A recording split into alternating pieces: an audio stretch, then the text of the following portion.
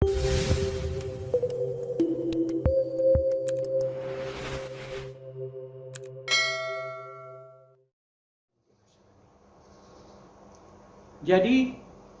tidak benar kata-kata yang mengatakan bahwa tarekat itu fasik, tarekat itu zindik, ataupun sesat, tarekat itu bid'ah. Mungkin ada orang yang bertanya, ini pertanyaan yang kadang-kadang tidak bisa dijawab oleh orang awam. Pertanyaan yang langsung bukan mengatakan apakah tarekat itu sesat atau tidak, tapi pertanyaan yang langsung to the point.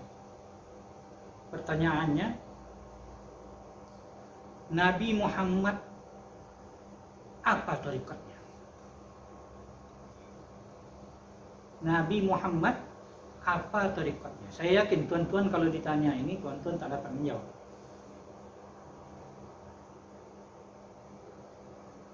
Pertanyaan ini adalah pertanyaan yang tidak ilmiah. Seperti yang saya katakan tadi, bahwa untuk mengamalkan fikih kita perlu mazhab. Sama aja kita tanya, Nabi Muhammad mazhabnya apa? Tak mungkin Nabi Muhammad bermazhab Hanafi. Karena Nabi Muhammad lebih dulu, dia yang membawa syariat ini. Dia tidak perlu bermazhab. Yang perlu bermazhab itu kita. Apa itu mazhab? Mazhab adalah kumpulan daripada para mujtahidin dalam agama yang mengumpulkan dalil-dalil tentang hukum-hukum berkaitan dengan ibadah, dan 4 mazhab inilah yang terkenal yang diakui oleh Ahlussunnah wal Jamaah. Pada zaman itu tidak ada orang yang lebih hebat dari mereka yang 4 ini. Maka dinamakanlah mazhab imam yang 4. Mazhab adalah pintu untuk memahami masalah fikih yang diajarkan oleh Rasulullah.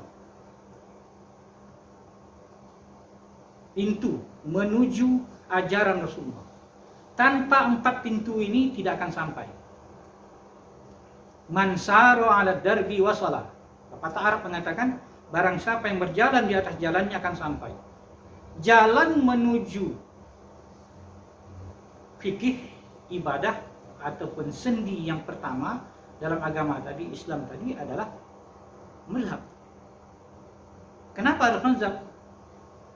Ada yang mengatakan kita tidak perlu mazhab, kita langsung pada Al-Quran dan Sunnah. Ini juga ada pernyataan yang tidak ilmiah. Ilmu itu dalam sebuah hadis disebutkan,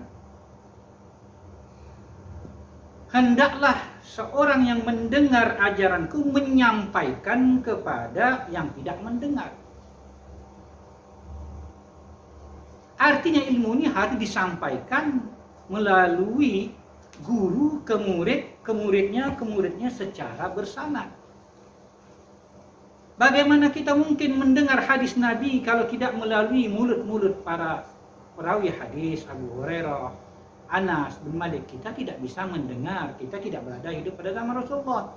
Dari para sahabat turun kepada tabi'in, tabi'in turun kepada tabi'in. Dari tabi'in ini tersebar, maka dikumpulkanlah oleh imam hadis yang 7. Kemudian dipecah-pecah ilmu tersebut.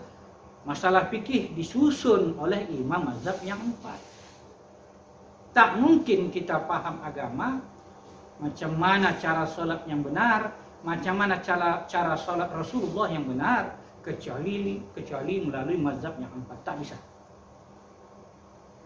Begitu juga dalam masalah akidah, keyakinan, tauhid. Rasulullah mengajarkan kepada Umar, kepada Abu Bakar, kepada Utsman, kepada Ali, pada para sahabat yang lain. Sahabat mengajar kepada tabi'in, begitu terus hinggalah sampai pada tabi'in, dan dirangkum oleh Imam Asy'ari dan Imam Al-Maturidi, murid Asy'ariyah. Karena banyak terjadi perpecahan, demi kepentingan-kepentingan muncul manhaj-manhaj selain Ahli Sunnah wal Jamaah, seperti Mu'tazilah, seperti Syiah, seperti Jahmiyah, Qadariyah.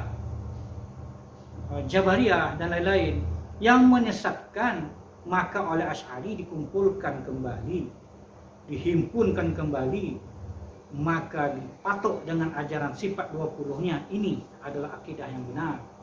Maka tanpa melalui Asy'ari kita tidak akan bisa berakidah yang benar. Begitu juga dengan tarikat. Oleh para ulama tarikat Mu'tabarah banyak, diantaranya Naqsyabandiyah, Sazaliyah, Samaniyah, Satariyah, Qadiriyah, Alawiyah, yang mana mereka benar-benar sanadnya sampai pada Rasulullah.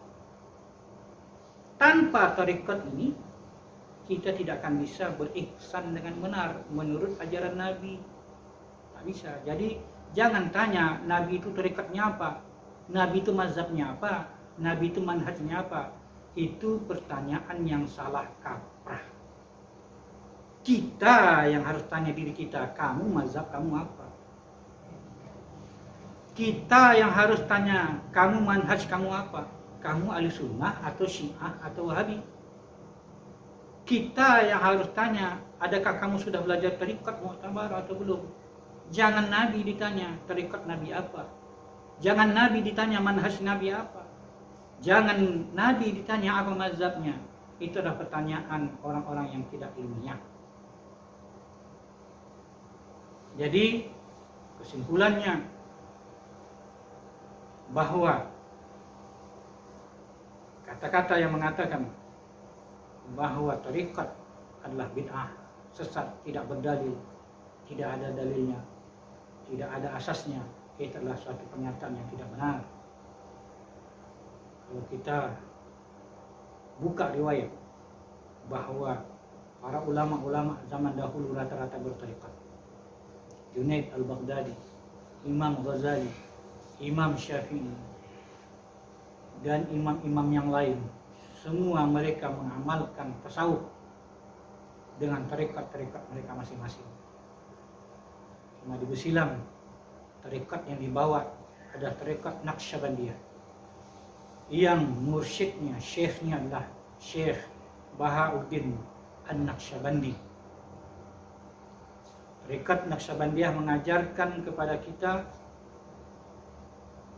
tentang ajaran utamanya ada dua. Ajaran utamanya, ajaran besarnya ada dua. Yang pertama khalwat persulukan.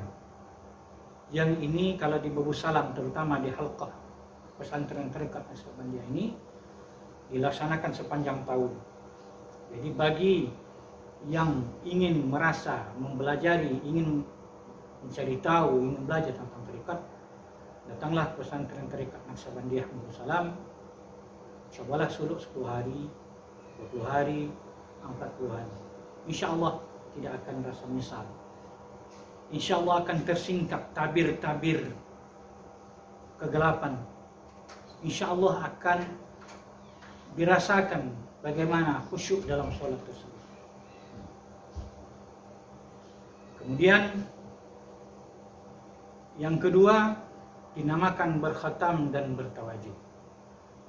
Ini adalah zikir rutinitas harian. Kalau di cabang-cabang seperti di Medan, di Rantau Prapat, sekitar Langkat sini, di daerah Riau, khatam tawajuh ini dilaksanakan 2 kali seminggu ataupun 1 kali seminggu. Ada halqah yang berkesempatan melaksanakannya 2 kali seminggu, yaitu pada malam Selasa dan malam Jumat. Ada halqah yang hanya malam Jumat saja ataupun hanya malam Selasa saja. Jadi itu di cabang. Tapi kalau di Besilam kita sepanjang hari ada rutinitas zikir harian, halqah berkhatam bertawajuh ini selama 4 kali sehari semalam. Subuh kita berkhatam dan bertawajuh, zuhur kita bertawajuh sahaja, asar kita berkhatam sahaja, sedangkan isya kita berkhatam dan bertawajuh sebagaimana kita laksanakan pada waktu setelah sholat subuh.